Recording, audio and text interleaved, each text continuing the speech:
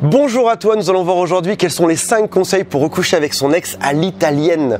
Et comme tu le sais, les Italiens sont extrêmement sensuels, romantiques. Des fois, ils font aussi un peu de rentre-dedans. On va voir ensemble quels sont les 5 conseils, quelles sont les choses qu'on peut prendre de leur culture pour appliquer dans le cadre de notre reconquête et pour recoucher avec son ex. Alors, avant de commencer le tout premier conseil, je tiens juste à préciser une chose, c'est...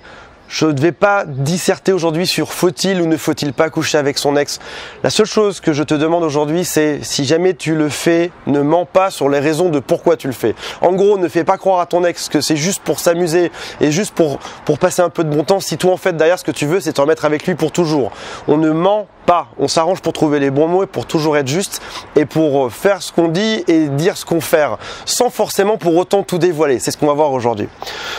Tout premier conseil pour draguer à l'italienne, c'est de sexualiser ses SMS. Alors, lorsqu'on va envoyer un SMS à notre ex, on va s'arranger pour à la fois ne pas être trop franc, trop direct et trop rentre dedans. Typiquement, ce serait un coucou, qu'est-ce que tu fais ce soir? Est-ce que tu viens chez moi ou je viens chez toi, je ramène du vin rouge? Là directement, on sait à peu près où ça va et ça vient casser un peu tout le charme de la chose. On va plutôt aller proposer par exemple d'aller se prendre un verre quelque part ou d'aller se balader ensemble ou d'aller visiter quelque chose.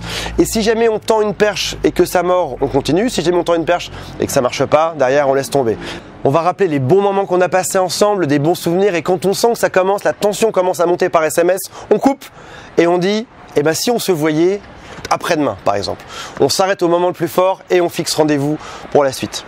Deuxième conseil pour sexualiser et draguer et recoucher avec son ex à l'italienne, c'est de créer un climat érotique comme le ferait Monica Bellucci. Typiquement, on a souvent tendance quand on invite chez soi, quand on va chez l'autre, à simplement penser à se prendre dans les bras, à s'embrasser, à passer à l'action. Il y a plein d'autres choses qui peuvent déclencher et qui peuvent exciter, comme par exemple une musique. On n'y pense pas, mais mettre un petit fond musical, ça peut le faire.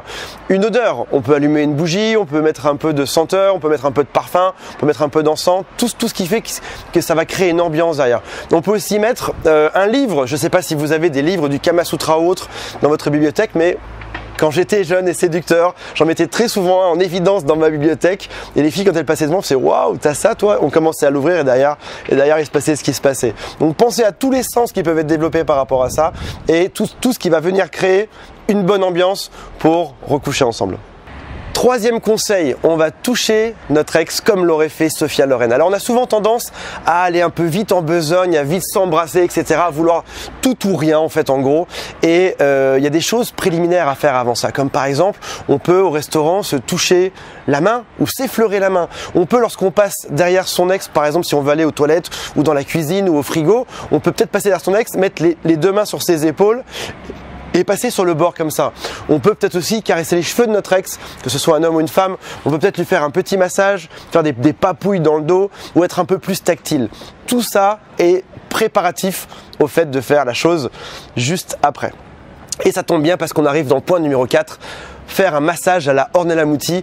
Il y a voilà, se dire à son ex, pose-toi, t'as l'air toute tendue, t'as l'air tout énervé, pose-toi là, je vais te masser le dos et commencer doucement. Ça va créer un contact qui sera un peu plus intime, qui sera un peu plus long, qui sera avec un peu plus de puissance et c'est une excellente chose en préparation de l'acte sexuel juste après. Après ça, très important, le numéro 5, c'est d'être spontané comme Claudia Cardinal. Vous savez, il y a un dicton qui dit qu'il faut toujours mieux un plan improvisé que quelque chose qui est réglé à l'avance. Donc n'hésitez pas à vous adapter à l'environnement. Si jamais vous sentez que votre ex n'a pas trop envie, ne forcez surtout pas. Vous seriez surpris de voir que plus on insiste, plus une personne lutte en face pour résister. Et moins on insiste, plus il y a de lâcher prise et plus la personne voudra derrière. Donc si jamais notre ex ne veut pas, on n'insiste jamais. On est un peu plus léger, on recommence un peu plus tard ou un jour plus tard, c'est pas grave, on n'a pas perdu la soirée. Dans tous les cas, l'important c'est de passer un excellent moment ensemble. Voilà, si jamais ça vous a plu, j'ai mis des cadeaux dans la description qui est juste en dessous. Il y a un quiz, il y a des e-books, il y a une méthode complète qui est gratos pour récupérer votre ex. Et abonnez-vous à la chaîne et mettez-moi un commentaire, ça me fera plaisir. Ciao, ciao.